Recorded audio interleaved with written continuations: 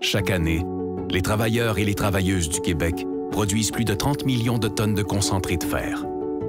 Grâce à leur expertise, on peut fabriquer un acier de qualité chez nous pour répondre à nos besoins. Que ce soit pour la construction de ponts ou d'autres produits usuels, l'acier est un matériau présent partout. La route du fer débute le long de la frontière Québec-Labrador, là où se situe la majorité des gisements exploitables. Pour produire du concentré de fer, il faut d'abord défaire le roc en morceaux. À la mine de Mont Wright, à Fermont, on utilise une émulsion explosive que l'on injecte dans des trous de forage. On charge ensuite le minerai dans de gigantesques camions pouvant transporter 400 tonnes de roc. Une fois rendu à l'usine de concentration, on passe la matière première au concasseur pour réduire davantage sa taille. De là, elle sera acheminée au moulin où elle sera complètement broyée.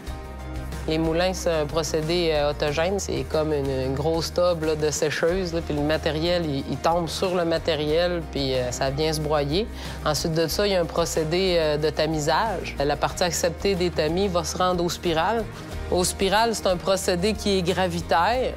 Puis ensuite de ça, c'est centrifuge. Comme on le sait, la particule de fer va être plus lourde que les résidus. Alors, ce qui est plus lourd va rester au centre, puis c'est là qu'on a les trous pour collecter le minerai. Le beau matériel, il va tomber sur une table filtrante afin de se faire assécher. À moins 50, il faut mettre ça dans un train, là. Fait que l'humidité, faut pas que ça colle dans les parois, que le train n'est pas capable de remonter parce qu'il y a trop de matériel de coller dedans. Ça, l'hiver, ça fait partie de nos défis. À l'état brut, la concentration de fer présente dans le minerai se situe autour de 30 %.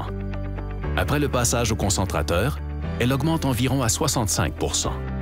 On achemine alors le minerai par train sur plus de 400 km pour le transformer en boulettes ou l'expédier directement sous forme de concentré. Le concentré de Mont Wright arrive ici à Port-Cartier par train. Quand il alimente l'usine, on est obligé de le rebroyer, même s'il y a une activité de broyage qui a déjà été faite au Mont Wright. Typiquement, il arrive avec la taille des grains de sable, puis nous, on le broie jusqu'à la taille de la farine, à peu près.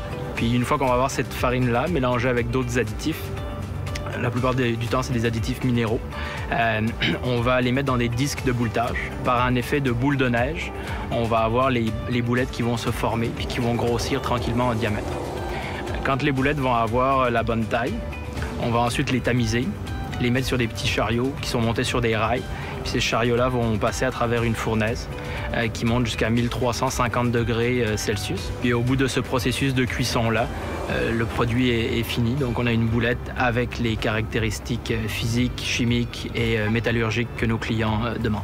L'acier est présent partout dans notre vie. Là. On a juste à y penser, mais on utilise notre voiture pour aller au travail le matin, on mange avec des ustensiles, on vit dans des bâtiments qui, pour la plupart, ont des armatures en acier. Puis ça fait des décennies que tout le monde, il y a beaucoup de personnes qui ont essayé de battre l'acier sur son propre terrain, c'est-à-dire de proposer un nouveau matériau qui est capable d'être plus efficace, moins dispendieux, avoir moins d'impact environnemental. Jusqu'à présent, la démonstration n'a pas été faite. Il ne faut pas prendre l'acier comme étant un vieux matériau, même s'il a été inventé au 19e siècle.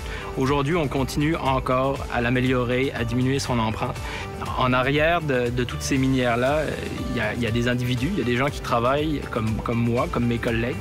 Puis ces personnes-là ont une conscience environnementale et écologique.